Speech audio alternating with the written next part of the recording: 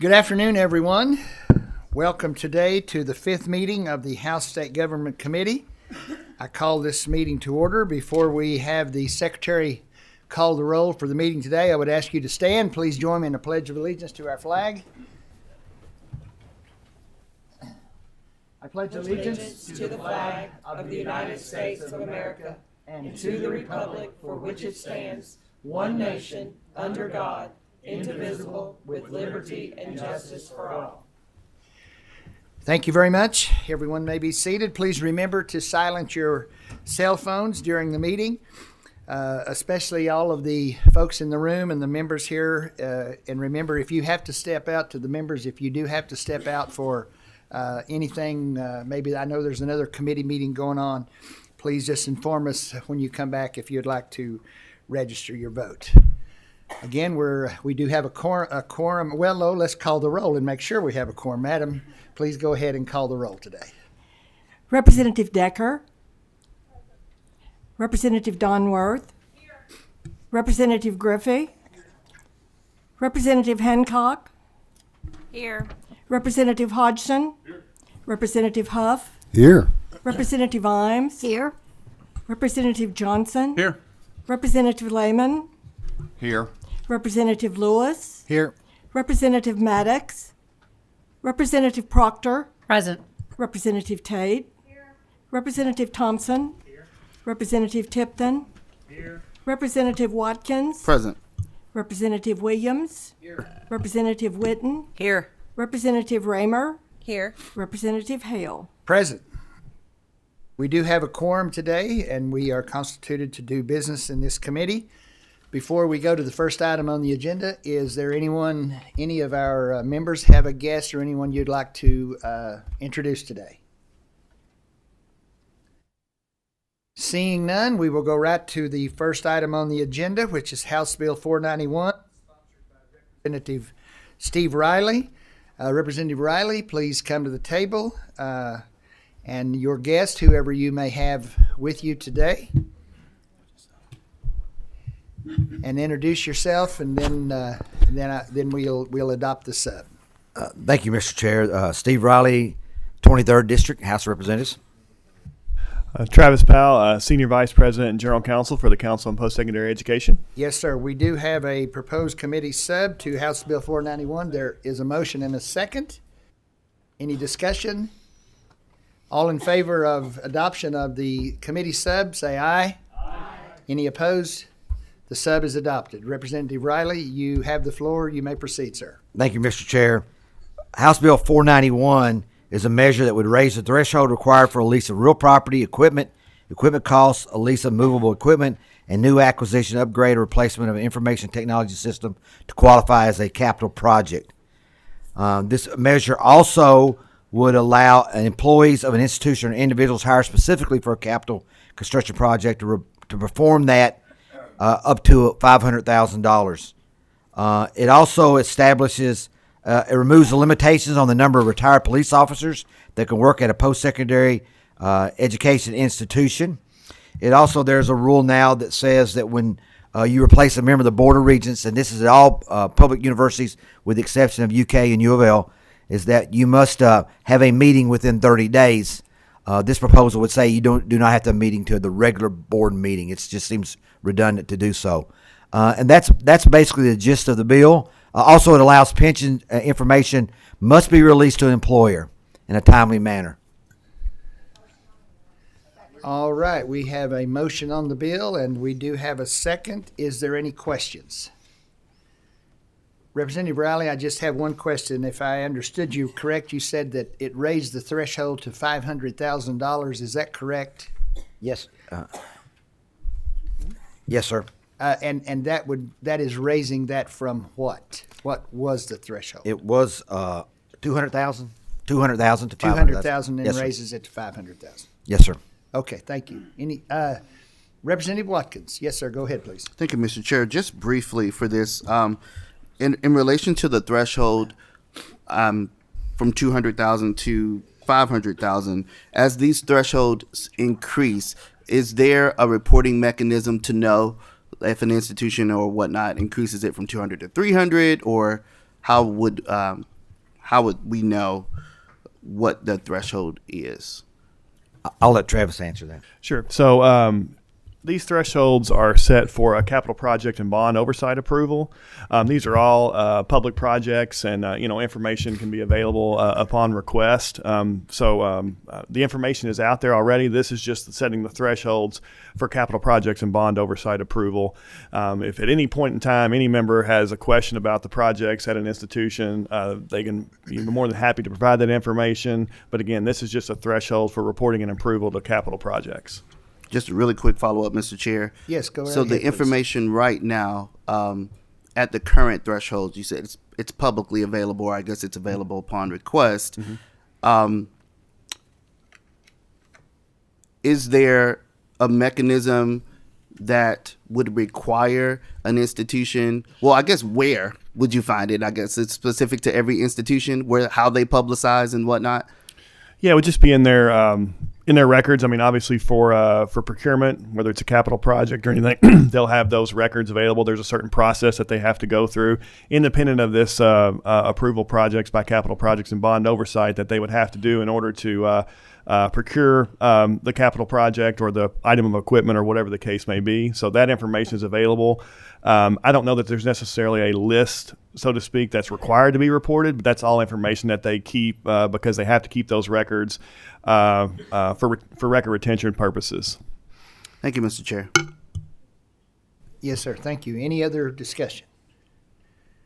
We do have a motion and a second on the bill. Seeing no further discussion, Madam Secretary, would you please call the roll? Representative Decker, Yes. Representative Donworth, Yes. Representative Griffey, Representative Hancock, Yes. Representative Hodgson, Representative Huff, Yes. Representative Imes, Yes. Representative Johnson, Yes. Representative Lehman, Yes. Representative Lewis, Aye. Representative Maddox, Representative Proctor, Yes. Representative Raymer, Yes. Representative Tate, Yes. Representative Thompson, Yes. Representative Tipton, Yes. Representative Watkins, Aye. Representative Williams, Aye. Representative Witten, Yes. Representative Hale. Yes.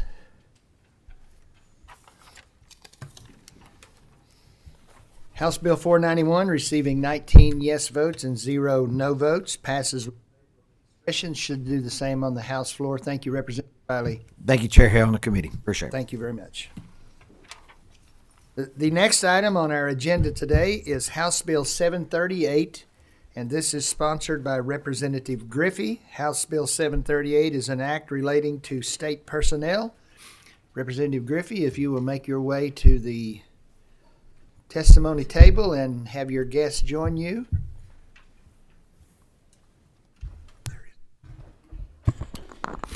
Thank you, Chairman. I'm Representative Peyton Griffey from the 26th District. I'll have my guests introduce themselves. Please introduce. I'm Allison Ball. I'm the Kentucky State Auditor. I also have with me John Great, and he is the Ombudsman, which is under the umbrella of the Auditor's Office. We welcome both of you to our committee today. Representative Griffey, the floor is yours. You may proceed, please. Thank you, Chairman, and everybody else here. Good to see you all today. House Bill 738 deals with allowing each of our independently elected constitutional officers to make decisions on hiring and raises without unneeded approval from the Personnel Cabinet. As individuals elected separate from the government and governor and each other, they deserve flexibility and discretion when it comes to hiring unclassified personnel and administering raises rather than additional bureaucracy. Simply put, this bill does two things. First, it removes the cap that they currently face when it comes to hiring unclassified employees. Second, this bill allows them to set the salaries of classified employees up to the midpoint without having to go through the additional step of getting permission from the Personnel Cabinet. It's important to note what this bill does not do. It does not change in any way the current pay scale set by the Personnel Cabinet. It also does not change the budget or appropriations of the constitutional officers, nor does it change what funds they are allowed to use to pay and hire. The constitutional officers will always follow the budget bill and appropriations set by the General Assembly. Through this bill, constitutional officers will have additional tools to cultivate excellence and accountability, as well as enhance government performance and efficiency by attracting and retaining top talent. This will ensure the state has a more skilled workforce committed to high-quality public service. I'm now going to turn it over to my guests. Go ahead, man. Thank you very much. Just by way of a little bit of a backstory of this, why we're here today. So I'm here sort of as the delegation representative for the constitutional officers. It impacts my office, but impacts all of us. We've all discussed it with each other. So we have the same situation. And it's already been laid out very clearly and very well. But just to kind of give you a little more understanding, because sometimes it helps people understand how we got here. A main focus of this is the challenge we have with merit staff. So those are your career individuals. They're not political appointees. They're there. It is their career. They're here long term. And we've always, or until just recently, we've had the ability to be able to create a system of fairness where if you're doing this kind of work, you're not being paid less than somebody else who's doing the same kind of work. And there was also an effort in recent years to make sure we're competing as well as we can with the private sector. So there was an ability to go to what's called midpoint, and that actually is not technically the middle of your salary range. It means to go to the highest range. And the personnel cabinet, for a while, was cooperative of making sure we have what's called pay equity, making sure that if you're doing this work, you're getting paid the same amount as somebody else doing this work. But in the course of the last year, the personnel cabinet has they've eliminated one option, which was the resign to reinstate option, which allowed people to be paid the same. If you're not being paid the same, you would resign and then you'd be reinstated to your role in the new salary. They had another option called pay equity, which did essentially the same thing. But as we've tried to make sure we're all equal in our office, we've been told there's a moratorium on that. Don't ask. We're not going to do it. We're not going to work with you. This is always the challenge where we have constitutional officers that are separate from the governor. Sometimes it's difficult to be able to work these things out. So what this would do would actually put us back to where we were before. So we have people being paid the same amount for the same amount of work. Right now, the ombudsman has 3 that are being paid less, even though they're doing the same work. The auditor's office has 1. It's not a significant amount. I do know the other offices also have this issue, and they could weigh into it as you all needed to know information. But it is common, and it seems unfair. So we would like to be able to remedy that. It is difficult to attract talent to do government work. We do everything we can to make sure that we're getting the best effort out of people and that we get quality people, and that this would go along hand in hand with that. The other part of this has to do with the non-merits, for want of a better term, political appointees, the people that we get to hire when we come into office. Those are always your policy people. Those are usually key people for decision making because they're aligned with the vision that you set when you were running for office about the kind of work that you want to do. It's particularly important in the auditor's office because we do tackle unusual audits that are not just run-of-the-mill ones. The JCPS audit is one that we're doing right now. The KDE audit is one that we're doing right now. This would allow us, we have right now certain slots that we can put non-merits in, but even though we actually have the need for more non-merits, we're limited by the amount of slots that exist. This would not change the appropriation anyway whatsoever, but if we had extra money and we know we've got a KDE audit and we need to get somebody who's really good in this policy area, it would allow us to be able to, even though there's no slot there, we have a budget, we have enough money in our budget, we could put somebody there in that role. I think that it would ensure that we're able to effectuate what you want us to do for the executive branch, carrying out the law that you've asked us to do. We need to have people that are policymakers who are well positioned to be able to do this kind of work. Sir, would you like to add anything? Thank you for the opportunity. The auditor has spoken well enough for me. Although I would like to add that it is the pleasure of my week to appear in front of a committee staffed by Peggy Chantarelli. I have a little legislative experience. I just want to give her a shout out because you have the best legislative staffing in America. Thank you, Chairman. We do have a great staff here. Thank you for that compliment. We do have a motion, and there was a second on the bill. We do have 2 questions currently. First, we will go to Representative Johnson has a question. Representative Johnson, go right ahead, sir. Thank you, Mr. Chairman. I'm just going to summarize this and bring it down to my level of understanding. So effectively, even though we're talking about salaries, this isn't a budget action at all. It's more of a red tape reduction action. Is that fair to say? Yes, I think that is fair to say it that way. And if it's a red tape reduction, I like it. Thank you, Mr. Chairman. Representative Tipton. Thank you, Mr. Chairman. Representative Griffey, Madam Auditor. Mr. Ombudsman, thank you all for being here today. I appreciate your efforts on this. I represent a lot of state employees in my district. And one of the issues I hear time and time again is the issue of salary compression. If we pass this bill, will this help you and the other constitutional officers help to adjust those salaries to deal with this issue of salary compression? Yes, it would, and that's actually one of the reasons why we want to do this, because we need to be able to retain good staff, and that's part of that. Okay. Maybe we ought to allow the executive branch to do it as well. Thank you. Representative Donworth. Thank you, Mr. Chairman. How many positions are we talking about here? In my office, there are 3 in the ombudsman, and there's 1 in the APA. So for me, it's a total of 4. I couldn't speak to the other offices. There are other offices that have issues. I don't know for them directly. Okay. Representative Griffey, do you have any further information on that? I don't. I'd be happy to ask them and get an exact number on that, but not right off the top of my head. Okay. Thank you. Did you have a follow-up, ma'am? Is there, I need to do some more research on this. Okay. Thank you. Representative Watkins. Thank you, Mr. Chair. Briefly, so just like my colleague here, I'm going to approach this from the level of understanding that I have. I was an appointed employee in Louisville Metro government, so I think I understand what the spirit of this bill is. My question specifically is for caps on salary increases. In the event that you hire someone, are there current caps for salary increases that could happen in a fiscal year? So it doesn't change the cap on a salary increase. So that's all still laid out by what personnel has done. So it would be, the range would remain the same. It wouldn't change it. All that it would do would be, it would just really make it fair across the board. So if someone is doing this work and it's the same as somebody else doing that work, then they're getting paid the same amount. But it doesn't move anything above the cap.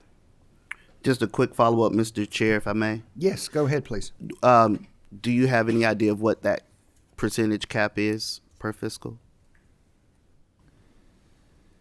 You mean to say if everybody was moved up to the... Yeah, so there's a current cap for salary increases right now by fiscal year, I'm assuming. Right. So I'm trying to make sure I'm Is it answering 10, the question 20, directly. 15%? So again, it'd be up to, it's discretionary whether or not to do this, although I think people will move people up because you want to make it fair.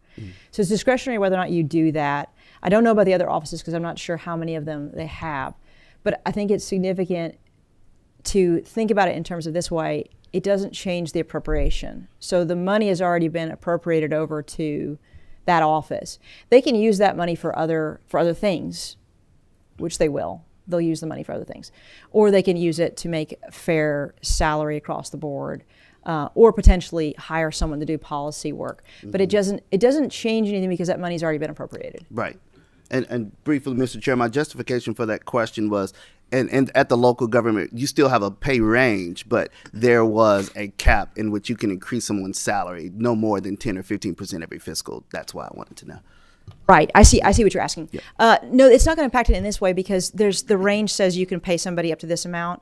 So I don't think you're going to have wildly differences at this point because most people, they're doing work and it's being paid a certain amount. It's not a dramatic change. It's just because again, they're already in that pay grade. They're already doing that kind of work. You're not going to run into that here because it's just making it the same across the board. I think there are some instances where you can't give what's essentially a bonus beyond a certain percentage. This doesn't impact that. That's probably more akin to what you're thinking of, but that has to do with what amounts to you've done good work. We're going to reward you specifically for this good work, which is a different category and not being touched here. Thank you, Mr. Chair. Yes, sir. Representative Tate. Thank you, Mr. Chair, and thank you, Representative Griffey and Madam Treasurer. And you might have just touched on this just a little bit, but can you talk about the fiscal note that we have in front of us, please? So I'm actually somewhat confused about the fiscal note myself. We talked about that too, and I think the thing to remember is it doesn't change the appropriation. So this money has already been appropriated, it's already been allotted, and it will be spent. Just knowing how government works, they are going to use, that's the money that was requested to get the work done. So it's usually pretty accurate.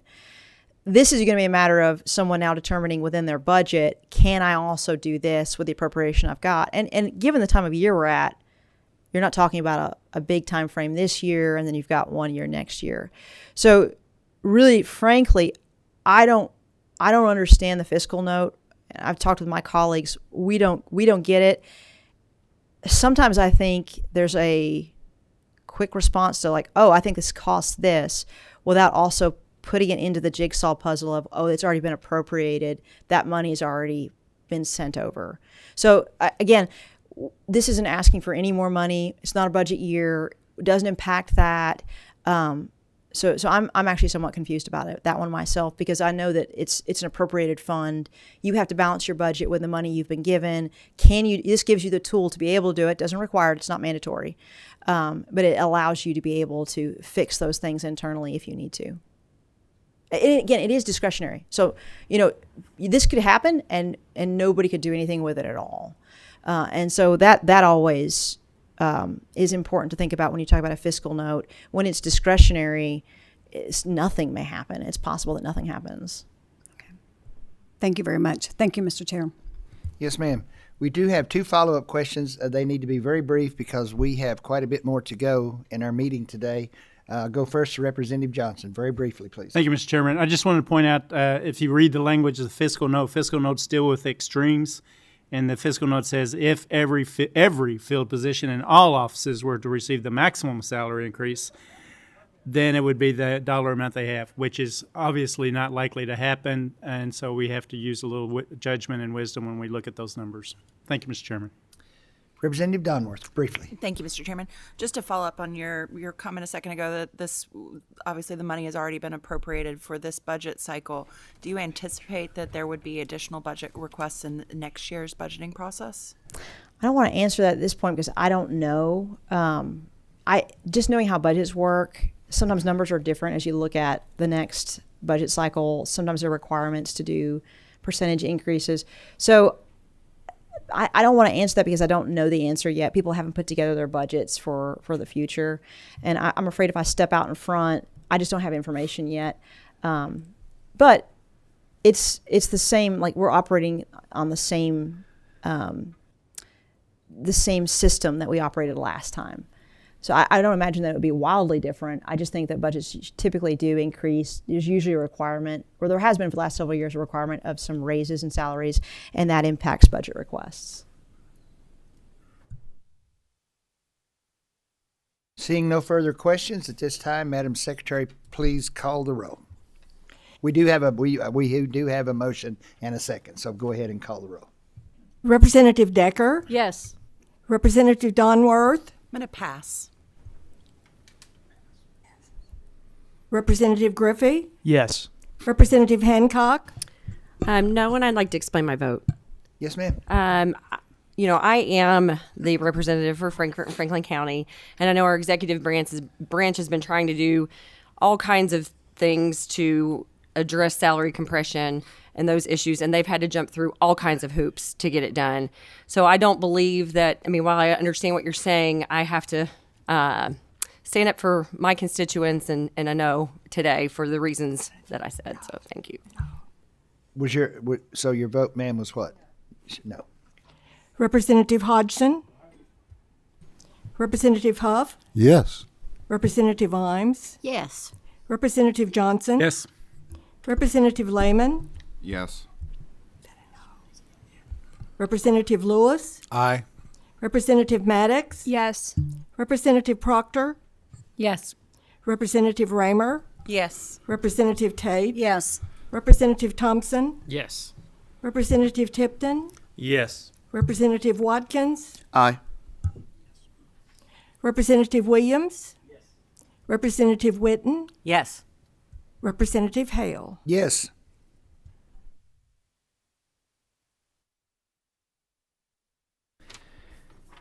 House Bill 738 receiving 18 yes votes, 1 no vote, and 1 pass vote passes favorably and should do the same on the House floor. Thank you all very much for being with us today. Appreciate that very much.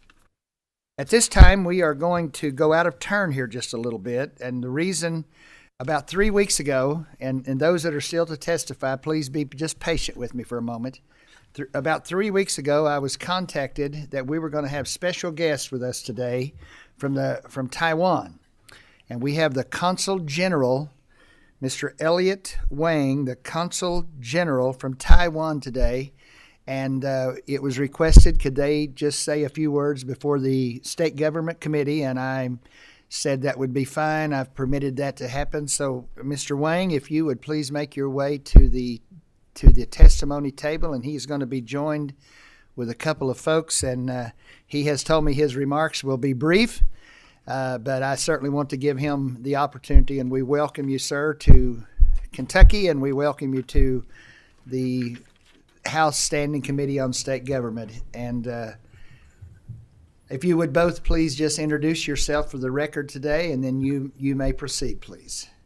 The name is Elliott Wang. I'm the Consul General from Taiwan. I'm based in Atlanta. My office covers 6 states in Southeast region, includes Georgia, South North Carolina, Kentucky, Tennessee, and Alabama. Adam Bowling, State Representative, 87th Legislative District. And it's a great honor for me to have my friend, Director General, Mr. Elliott Wang, with us today. He is with the Taipei Economic and Cultural Office out of Atlanta, Georgia. I had the opportunity about 2.5 years ago to go over to Taiwan, visit their country.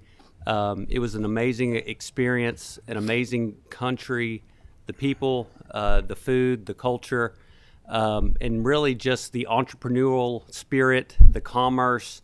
For a country that is roughly the size of the state of New Jersey, for what they put out in economic impact across the globe through their semiconductors, through advanced chips, is just amazing.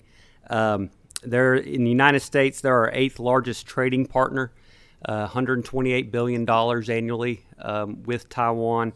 In Kentucky, they are our 14th largest importer, and they are our 20th largest export market. So they've been wonderful to work with. They're a proud democracy with a neighbor that doesn't look so kindly. There's some tension there, and I'm just proud to have them here today. I know they've really helped us out in the past when we've gone through struggles in our state, whether it was sending PPE back during COVID-19, or they also sent supplies and monetary donations back in the Western Kentucky tornadoes and the Eastern Kentucky floods. They've always been there, and we've had a great relationship with them. And it's more important now than ever that we continue that relationship with Taiwan. So it's my honor to introduce Director General Mr. Elliott Wang. Mr. Wang, the floor is yours. Go right ahead, sir. Thank you, sir. Thank you, Mr. Chairman, for giving me some minutes out of your busy schedule today. So I'll just briefly share with you about the long-standing and very close and comprehensive partnership between Taiwan and the U.S. Firstly, economically, actually, Taiwan is only 1/3 of Kentucky in terms of size. Okay. However, Taiwan is already the number 7 trading partner for the United States. And the United States is the second largest one to Taiwan. And by per capita, Taiwanese market is the second largest for the U.S. agricultural products in the world, only next to Canada. And the United States is also has also become the number 1 Taiwanese investment destination in the world since last year. And right now, as we are speaking actually there are more and more Taiwanese companies who are conducting their business in mainland China, moving their business out of China and looking for the market in United States, especially in the Southeast region, including Kentucky. For example, just 3 days ago, the biggest semiconductor producer in the world, TSMC, which is from Taiwan, just announced another $100 billion US investment in United States. And companies like this from Taiwan are likely pulling their investment in the near future. Other than that, the U.S. and Taiwan government have finished the negotiation for the first part of the free trade agreement last year, and now the both sides are negotiating the rest of it, and also trying to reach another agreement for the avoidance of a double taxation agreement. And right now, there are already 24 U.S. states have established their trade office in Taiwan. And it is our hope that Kentucky will be the next one. In the security cooperation, Taiwan is only standing 100 miles away from mainland China, alone facing its threats. However, the Taiwan Strait contains the half of the volume of the world shipping, and the amount reached to 2.45 trillion US dollars. The whole global trade, half of it goes through this Taiwan Strait, and the U.S. and the Taiwan works closely to safeguard this Taiwan Strait to make sure the world trade is going smoothly. Other than that, actually, Taiwan has procurement a lot of defensive weapons from the United States, and we really appreciate that we got a sufficient supply from the U.S., such as F-16 fighter jets, and also the Patriot defense missile systems, etc. In educational cooperation, the U.S. and Taiwan government signed a education cooperation initiative back in 2020. And under that big umbrella, individual states has also signed the similar education cooperation MOU with Taiwan. And your great Commonwealth of Kentucky was the first one did so back in 2021. In the people-to-people exchanges, both sides give their citizens the visa waiver status, which means if your U.S. citizen want to go to visit Taiwan for less than 90 days, then you don't need a visa going to Taiwan, and vice versa for Taiwanese citizens. The U.S. also gives Taiwan the global entry status, and Taiwan becomes one of the only 7 countries in the world enjoy this entitlement. And the U.S. is also the main destination for Taiwanese students for their overseas study. And also we have a lot of people traveling to the U.S. for the tourism, enjoy everything in United States. The U.S. is also helping Taiwan to participate in the international organization, only because China is always blockading Taiwan's participation in organizations such as World Health Organization, international, like Interpol, which is preventing the international crime prevention. Last but not least, politically, Taiwan has been enjoying the bipartisan support from the both sides of the aisle on Washington, D.C. That's why we also established the so-called Taiwan caucus in different states. Okay. In this region, as I said, my office covers 6 states. In each 6 states, we also established this Taiwan caucus, and we combine them into so-called the Southeast Legislative Taiwan Caucus. And we are very happy. We have more than 50 members in Kentucky from the both chambers, and bipartisan members join this caucus. So I welcome the other members who haven't been in this caucus join us.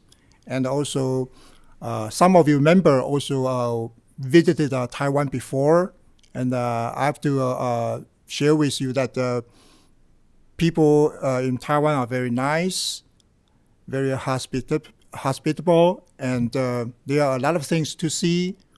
We have a beautiful mountain, and especially we have a very delicious Taiwanese cuisine.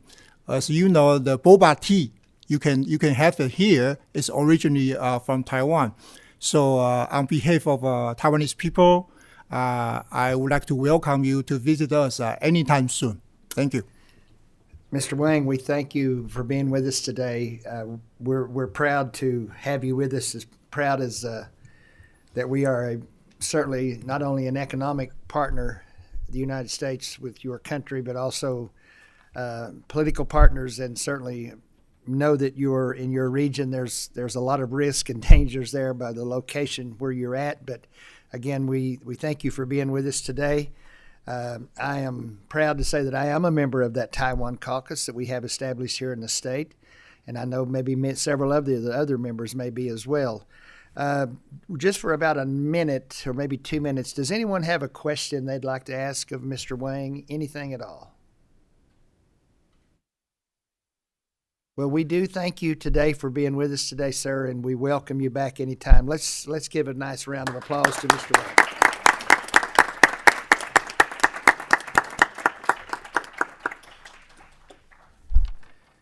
The other presenters, thank you for being patient, for allowing our guests to take up just a few moments. The next item on our agenda today is HCR 50, which is sponsored by Representative Roberts. HCR 50 is a concurrent resolution directing the Legislative Research Commission to establish the Kentucky Discipline of Government Efficiency Task Force.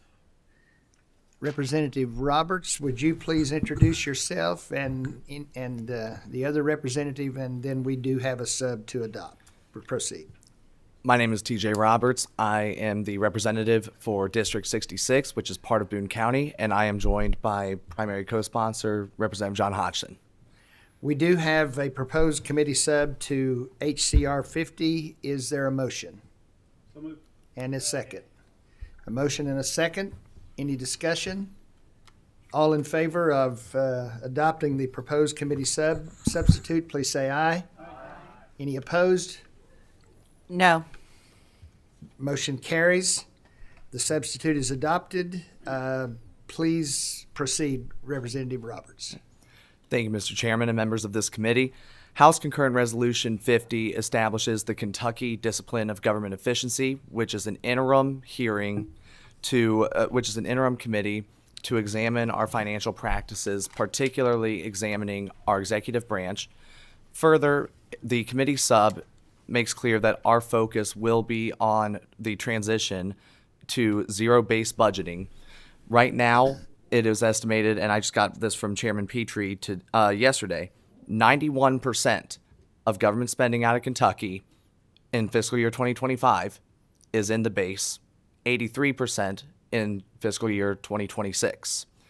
There is little to no legislative oversight over this base, and House Concurrent Resolution 50 adds more tools in the tool belt through a 10-member bipartisan committee to truly examine and do a deep dive into our spending practices to ensure that when we are spending the people's money through our tax system, that it is done so in an efficient manner, that we are not wasting their money, and that we are truly keeping ourselves within the role of government.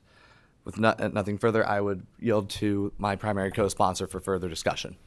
Yes, Mr. Chairman, I would mention that in the previous governor's administration, I spent 4 years working very hard at something that we didn't call Doge, but it was essentially the idea, and I can tell you it is a target-rich environment. There are opportunities to trim waste in state government. In the span of 4 years, we're able to cut out 200 unneeded boards and commissions. We downsized the workforce by about 10%, more than 3,000 people without any reduction in service. Did that on attrition. We cut the overall state budget 10%. Refunded that to the people to put in the pension fund, and we gave up a whole bunch of leases and actually demolished an 18-story building. And the government can not only survived, but was doing better at the end of that process. So I think there are many more opportunities, and I'm very anxious to be involved in this as we go forward. There is a motion, and there is a second. We do have some questions, I think, but Representative Roberts, I have the first question, and I've read the bill, but I would like for you to please state for the record of anyone that may be watching us today, you mentioned the 10 members that would make up this. Could you please tell us for the record and for anyone that may not know who in your proposal of this, who those 10 members would be? Yes, Mr. Chairman. So the composition would be 4 House Republicans, 1 House Democrat, 4 Senate Republicans, and 1 Senate Democrat. This was just to compose it similar to what the partisan makeup of our body currently is, and they would be appointed through the committee appointment process. So would those appointments be by the President of the Senate and the Speaker of the House? Yes, Mr. Chairman. Okay. Representative Lehman, you have a question, please? Yes, thanks, Mr. Chairman. Go ahead, please. And so I actually have 2 questions. You if may. That's okay. That's yeah. absolutely First is fine. for Representative Roberts. Thank you. I'm just trying to. I mean, we have 6 interim joint budget review subcommittees. In the House and Senate joint committees. I'm just trying to understand, how is this different, or what's missing in that ongoing role? Certainly, and thank you for the question, Mr. Representative. The primary difference between this and the KY Doge committee is that the focus of this committee is to examine the base. The budget review subcommittees, they are focusing on specific parts of the budget that we are already voting on, that we are already having legislative oversight. This goes into that general provision as well. And further, those are permanent right now, and this is just for 1 interim as under the current HCR. Okay, thank you. And I guess maybe this question is a little bit more for Representative Hodgson. And I think, were you referencing, I mean, there used to be a Program Review and Investigations Committee of the LRC that I think was disbanded in 2020. Is that what you were talking about in previous efforts? What I was speaking of is under the previous governor's administration in the executive branch. Okay. We had something we called the Red Tape Cutting Initiative that got into how can we shrink and make more efficient the executive branch of state government. So Okay. worked on it from the executive branch side, and this is working on it from the legislative side. Okay. And could I just make a brief comment? So, I mean, I was curious about, I mean, so we did have this Program Review and Investigations Committee. I wasn't here, so I'm not sure why that was disbanded in 2020. That it sounded like a similar effort. They actually published a pretty extensive report in 2001, the LRC did, about zero-based budgeting as compared to performance-based budgeting. And the recommendation, I mean, so my understanding is our current budgeting process has used these principles now for 24 years. There's a whole rationale is they've adopted some areas of zero-based budgeting, but have ultimately gone to a performance-based budgeting, which would seem to be more appropriate for government. So I'm just not exactly sure what this is going to accomplish that isn't being accomplished by the current budget process and our interim joint budget review subcommittee. So thank you. Any other questions? I'm sorry. Representative Donworth, go ahead, please. Thank you, Mr. Speaker. I was actually first going to ask about the differences between the previous cuts we were able to make. But so thank you, Representative Lehman, for asking that. My second question, I am not an attorney. I am not a financial advisor, budgeter, and this is not a budget year. So could you please explain for the benefit of me as well as the other freshmen in the group and as well as the people watching, what is it that you mean when you're talking about the base funding model? Sure. So zero-based budgeting actually has a rather long history in government. It was utilized by President Jimmy Carter, so this is not a partisan issue. Georgia, which is rather purple, Nevada, which is rather purple, and Montana currently utilize zero-based budgeting. But to describe zero-based budgeting, I mean, its main focus is optimizing outputs available at alternative budget levels. It's making it to where we as a government are not taking our current spending levels for granted, which is something that, in my view, is fundamental to good government. When we're dealing with spending, we're not dealing with our money. We're dealing with the people's money. And fundamentally, I think that puts us in a position to where we have to be particularly careful with it. But ultimately, it gives us this opportunity to urge programs to prioritize just examining whether or not the programs that they are giving can be given at the same or even better levels of productivity in terms of services to the people at lower costs. It's just essentially stating we as a government are not taking these expenditures for granted. And I think the closer we move to that, the closer we move to a government that actually is focused on the consent of the governed. May I speak to the bill, please? Yes, ma'am. Thank you. Briefly, please. Thank you. Having worked in public entity, I don't think anybody who is working for the public is ever taking the money for granted. The taxpayer dollars, they're here to serve the Commonwealth.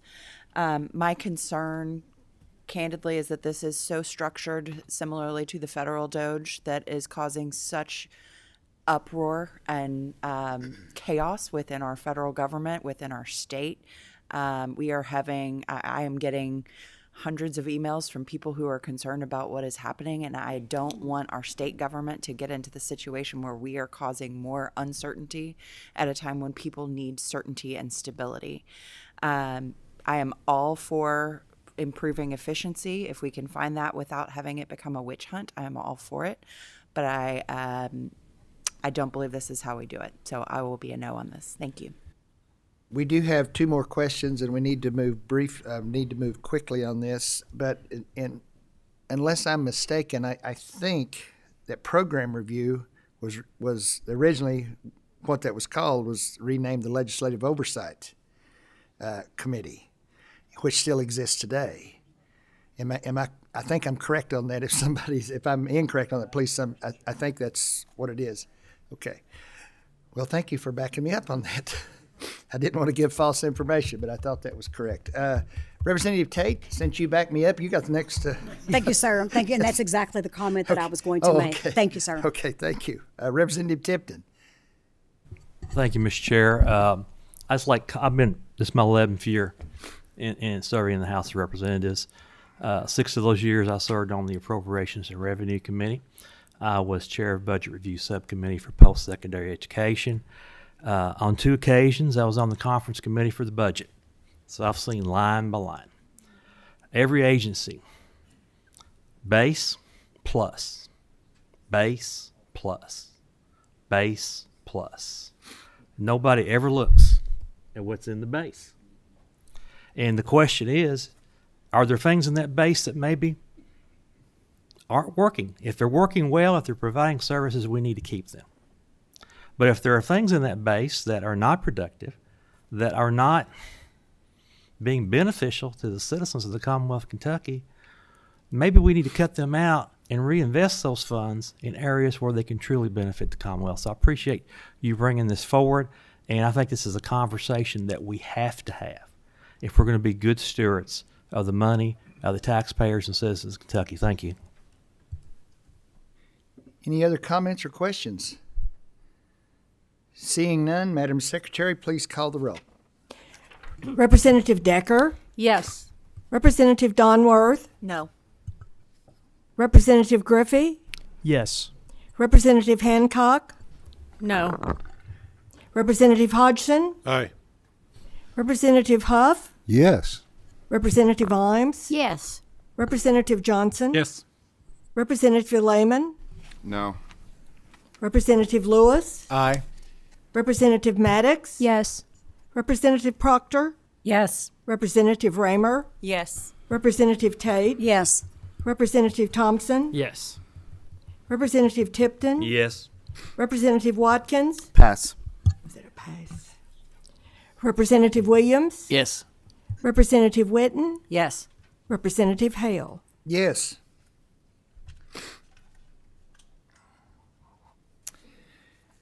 House Concurrent Resolution 50, as amended by the committee substitute, receiving 16 yes votes, 3 no votes, and 1 pass vote. Passes with favorable expressions. Should do the same on the House floor. Thank you, gentlemen, today for your presentation. Excellent piece of legislation you brought forth. Thank you. Thank you, Mr. Chairman. Thank you to the committee. We move to the last item on our agenda today. Certainly not the least. But our last item on the agenda is Senate Bill 19, which is sponsored by Senator Girdler.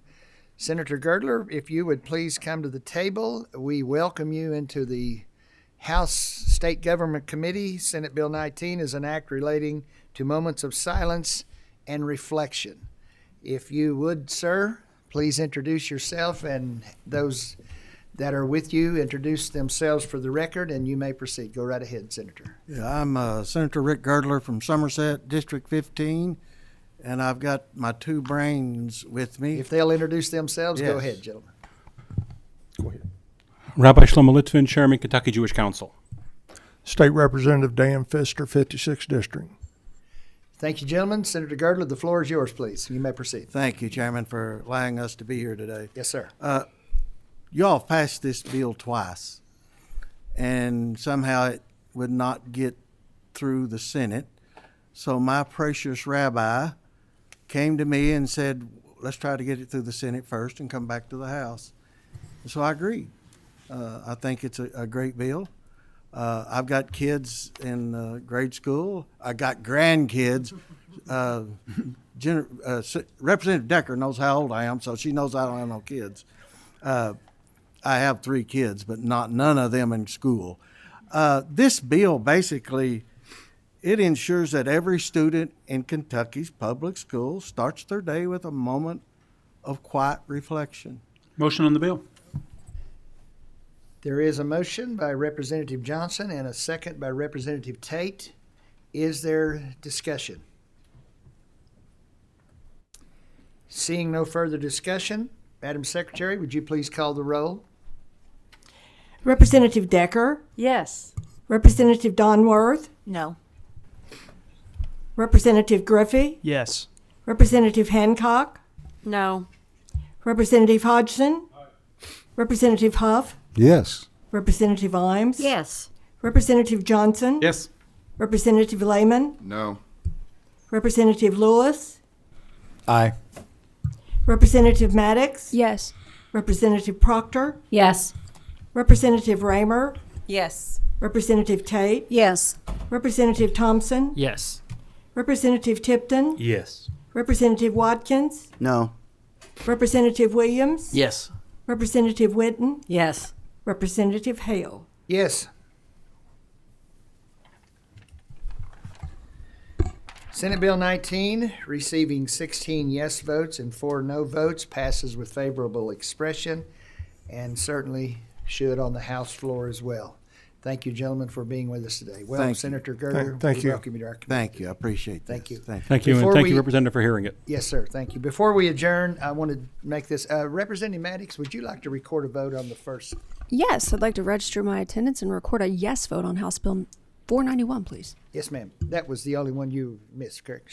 Did you get that, ma'am? She wants Representative Maddox on 491, a yes vote, and her attendance. Before we adjourn, please, members, I have been in contact or in discussion with leadership yesterday, and we are probably going to have a special called meeting. We don't know exactly what time, but it will probably be on Tuesday of next week, and you just watch your inboxes and you will get the time for that. But we do have a lot of bills that's coming our way, especially a lot of Senate bills, and so we will be having a special called meeting early in the week. So